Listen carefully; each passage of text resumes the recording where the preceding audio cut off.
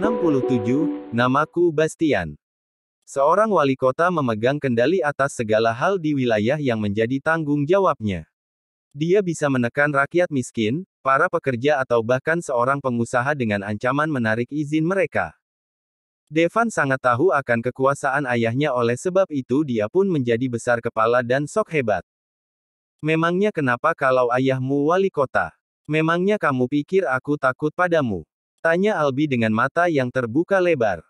Jangan berpikir kalau ayahmu adalah wali kota, kamu bisa saya anaknya membuat onar di wilayah tanggung jawabku. Lanjut Albi. Devan menelan ludahnya. Dia bisa merasakan sebuah kerusakan pada tatapan mata Albi. Itu hanya bisa muncul ketika seseorang sudah berteman dengan kekerasan selama puluhan tahun. Wilayahmu. Ini wilayah ayahku. Memangnya kamu siapa? Kamu penjaga di Red Light Club. Jangankan kamu, klub malam ini pun bisa ditutup oleh ayahku jika aku mengatakan kepada ayahku, kata Devan. Bastian mengambil gelas yang berisi wine setengahnya. Dia pun meminumnya dalam satu tenggakan. Kemudian dia menatap Devan dengan tatapan yang tajam. Plak. Buk. Sebuah tamparan dan tendangan mendarat di perut Devan, membuat pria itu tersungkur di lantai sambil memegangi perut dan pipinya. Semua orang yang ada di sana terkejut melihat Bastian menghajar Devan. Mereka pun berpikir kalau Bastian sudah gila karena sudah berani melawan anak dari seorang wali kota.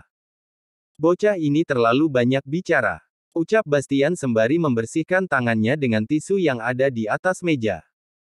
Dengan posisi duduk, Devan berkata, "Kak, kamu, berani sekali kamu memukulku. Aku akan membuatmu menderita." Bastian melempar tisu yang tadi dipakai untuk membersihkan tangannya ke wajah Devan. "Namaku adalah Bastian. Kamu bisa mengadu kepada ayahmu. Aku ingin lihat apa yang akan ayahmu perbuat padaku." Bastian berkata dengan suara yang dingin seperti dia tidak memiliki rasa takut sedikit pun. Bastian kemudian menoleh ke arah Cynthia dan menarik tangannya agar berdiri. "Ayo kita pergi dari sini. Anjing-anjing ini sungguh mengganggu moodku," seru Bastian sembari merangkul Cynthia. Seketika orang-orang yang ada di sana menatap Bastian dengan penuh tanya. Siapa dia sebenarnya? Kenapa dia bisa begitu berani? Ketika Bastian sudah pergi, Albi melempar pandangannya ke seluruh ruangan. Lalu dia berkata, "Apa yang terjadi barusan? Aku harap kalian simpan untuk diri kalian sendiri. Jika ada yang menceritakan apa yang terjadi, siap-siap berhadapan denganku, Albi, pemimpin jaringan bawah tanah di wilayah utara, timur Jakarta." Sunyi. Tidak ada yang berani berbicara. Berurusan dengan seorang jaringan bawah tanah adalah sesuatu hal yang merepotkan. Maka dari itu mereka semua menghindarinya. Albi menatap kedua mata Devan. Lalu dia berkata, "Aku ingin memberi satu saran padamu, terserah kamu mau mendengarkannya atau tidak. Lebih baik kamu mengakhiri permasalahan ini sampai di sini. Jangan membuat Tuan Dominic bertambah marah. Takutnya dia tidak akan memberimu kesempatan untuk hidup lebih lama." Setelah mengatakan itu, Albi melangkahkan kaki meninggalkan Red Light Club bersama dengan para anak buahnya. Di parkiran, Cynthia masih saja membuat asap yang dilakukan oleh Bastian di dalam tadi. "Kamu kenapa sampai memukul dan menantang Devan seperti itu? Kamu seharusnya bisa menahan diri agar tidak berurusan dengannya. Kalau sudah begini malah jadi repot karena dia pasti akan membalas dendam," omel Cynthia. Sambil berkacak pinggang, Cynthia berkata lagi, "Kalau tahu kamu nggak bisa dikendalikan ketika mabuk, aku nggak akan ngajak kamu minum-minum. Nyesel aku. Aku sudah bilang sama kamu, kamu tenang saja. Aku bisa menyelesaikan masalah ini sendiri dan kamu dan keluargamu nggak akan terlibat masalah ini. Sudah, aku antar kamu pulang," ucap Bastian. Kemudian pria itu mengambil paksa kunci mobil Cynthia dan masuk ke dalamnya. Kamu mau ngapain? Kamu nggak boleh nyetir, kamu sedang mabuk," Cynthia berkata sambil membuka pintu kemudi. Cynthia mendorong tubuh Bastian dan membuat pria itu mau tidak mau menggeser tubuhnya ke jok penumpang. Bastian tidak bersikuku untuk menahan tubuhnya. Dia masih berpura-pura mabuk agar dapat melakukan hal gila demi mencium aroma tubuh Cynthia. Ketika Cynthia menghidupkan mesin mobil, Bastian menarik tangan adik iparnya itu dan menempelkan di hidungnya. Dari punggung tangan dan perlahan naik sampai ke lengan atas. Lalu berhenti cukup lama di sana. Cynthia sama sekali tidak menolaknya. Ini sebenarnya karena dia sudah nyaman dengan Bastian. Perasaan itu sudah lama ada di dalam dirinya semasa Bastian masih tinggal di rumah. Pada waktu itu, hanya Bastian seorang yang peduli dan mengerti dirinya. Beberapa kali dia bercerita kepada Bastian mengenai hidupnya ketika masih remaja dan beberapa kali juga dia mendukung apa yang dilakukan oleh Bastian. Termasuk ketika Bastian menyelamatkan Alexa dengan membatalkan kerjasama dengan James dan seorang investor. Wangimu. Entah di mana aku pernah menciumnya. Enak banget, ucap Bastian. Cynthia menjadi semakin canggung. Dia tidak melihat Bastian melainkan menatap ke depan. Namun tiba-tiba, Bastian menarik kembali tangan Cynthia dan menenggelamkan wajahnya di leher wanita itu. Bastian, jangan, larang Cynthia. Leher adalah tempat di mana hasratnya bisa langsung terbang tinggi ketika disentuh apalagi diendus seperti ini. Tapi Bastian tidak mendengarnya. Dia terus saja mengendus dan menciumi leher Cynthia.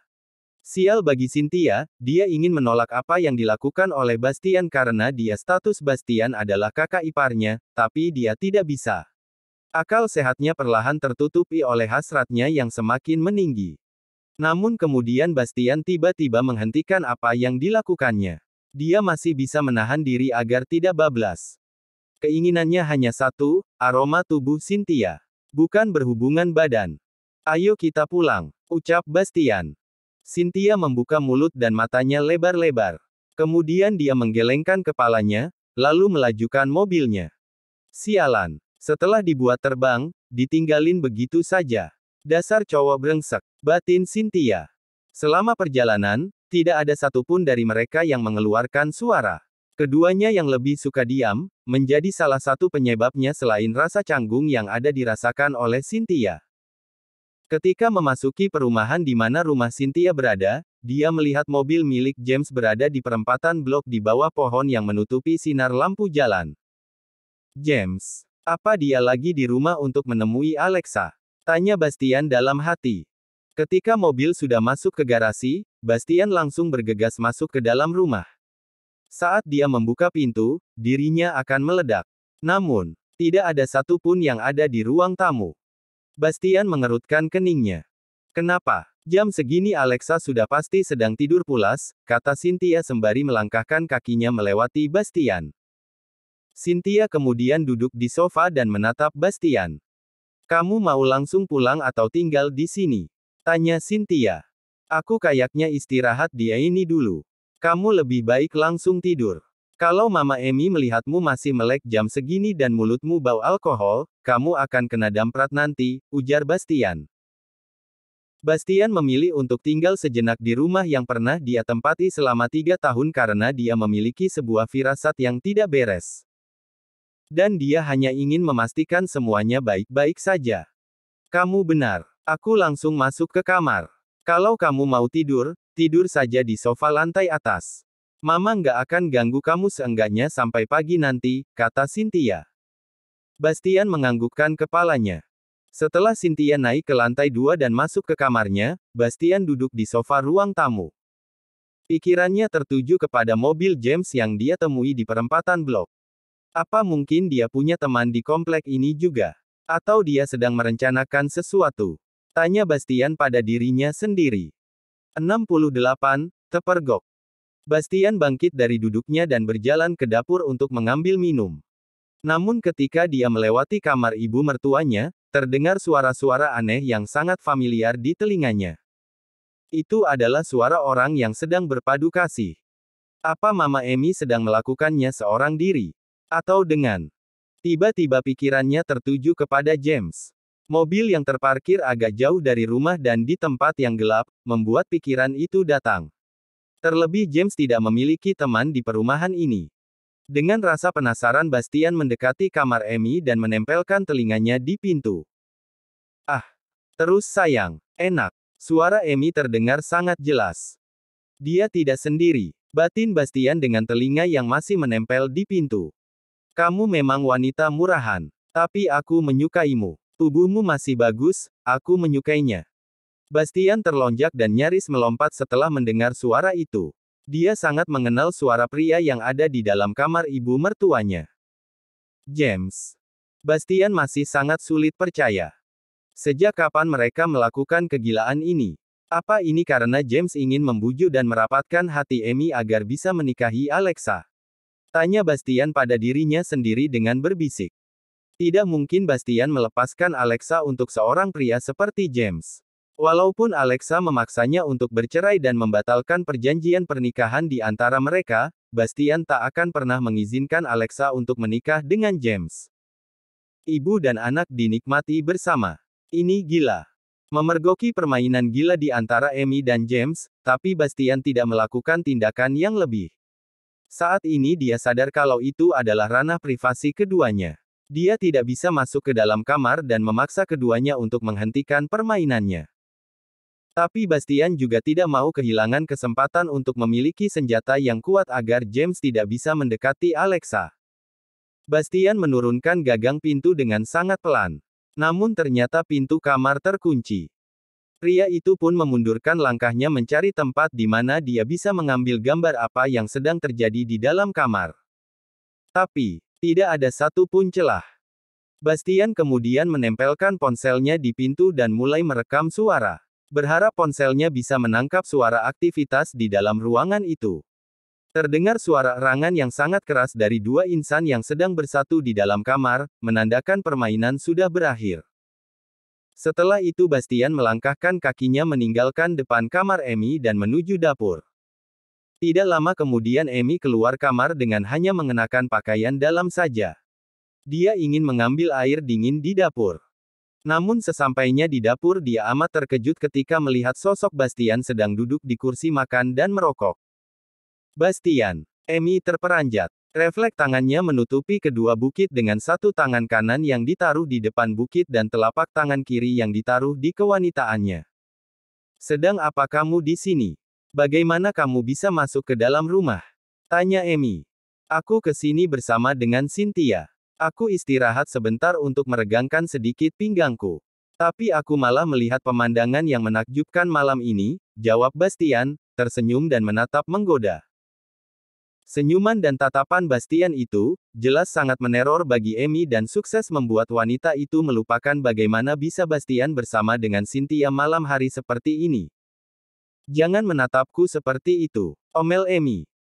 Bagaimana aku bisa tidak menatapmu seperti itu, kalau mama hanya mengenakan pakaian dalam di hadapanku? Rezeki gak boleh ditolak, kata Bastian. Amy melotot, wajahnya pun merah. Lalu dia berkata, jangan ngeres otakmu. Sudah, cepat kamu pulang sana. Ini sudah larut malam.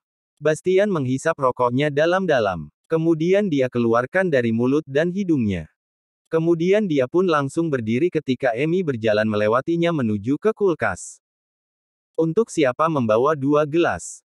Untukku. Nggak perlu repot, aku sudah ambil sendiri, kata Bastian, berdiri di belakang Amy. Amy langsung salah tingkah. Dia pun tampak bingung harus melakukan apa dan pada akhirnya meletakkan kembali 1 gelas ke tempatnya tanpa mengucapkan sepatah kata pun. Kemudian Amy kembalikan badannya dan hendak untuk kembali ke kamar. Tetapi tubuh Bastian menghalanginya. Minggir, aku mau kembali ke kamar.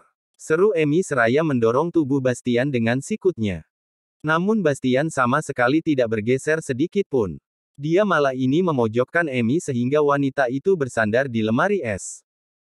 Bastian memegang lengan Amy dan mengelusnya. Jangan pegang-pegang. Kurang ajar sekali kamu, omel Amy. Oh, jadi hanya James yang boleh memegangnya. Aku nggak boleh nih, yakin? Tanya Bastian, tersenyum lebar. Sontak Amy terkesiap. Bagaimana Bastian bisa tahu? Batin Amy bertanya. Apa maksud kamu? James menyentuhku. Emangnya kamu pikir aku itu wanita apa? Tanya Amy balik. Bastian memegang kedua pipi Amy dan mengelusnya. Wajahnya pun dia dekatkan kepada ibu mertuanya itu. Iya, itu kan yang baru saja terjadi. Mama dan James berada di dalam kamar dan melakukan permainan yang membuat suara terus, enak, kan? Mama pikir aku nggak mendengarnya. Bahkan aku punya buktinya, tanya Bastian dengan suara yang pelan dan dilambatkan setiap kata yang dia ucapkan. Mata dan mulut Amy terbuka lebar. Dia amat terkejut permainannya dengan James diketahui oleh Bastian dan menantunya itu memiliki buktinya. Bagaimana bisa? Wajahnya pun kini menjadi pucat. Tampak dia akan mengucapkan sesuatu tapi terlihat sangat sulit sekali. Hal ini saja sudah menunjukkan dengan jelas kalau kejadian itu memang terjadi. Sekarang apakah Mama bisa melakukannya juga untukku? Aku rasa, aku mampu memuaskan Mama. Senjataku yang di bawah sana cukup besar, loh. Ucap Bastian.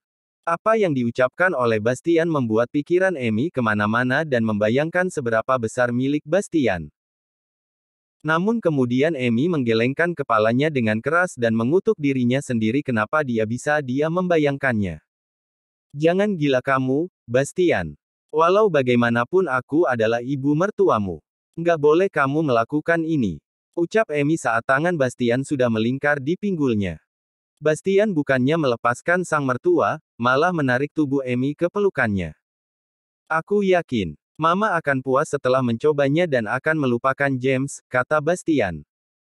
Amy langsung mendorong tubuh Bastian dengan sekuat tenaganya. Dan Bastian pun melunak dan membiarkan ibu mertuanya itu pergi. Paling enggak, dia akan berpikir kalau mau ikut campur dengan urusanku, gumam Bastian. Lalu dia minum segelas air mineral dan kemudian beranjak pergi meninggalkan rumah istrinya itu. Amy dengan sangat panik, masuk ke dalam kamar. James, gawat, ucap Amy, panik. James yang sedang tiduran di kasur dan dalam keadaan polos tanpa selembar benang pun yang menutupi tubuhnya, mengerutkan dahi. Ada apa? Apanya yang gawat? Tanya James, tenang. Aku bertemu sama Bastian di dapur, terang Amy. James bangun dari tidurannya dan duduk. Apa? Ada Bastian? Amy menganggukkan kepalanya. Lalu dia berkata, dan kamu tahu, dia menyentuh tubuhku. Dia bilang dia juga ingin dilayani sepertimu. Dia tahu kalau kita berhubungan badan dan mendengarnya. Bagaimana ini? James terlonjak hingga kini dia berdiri.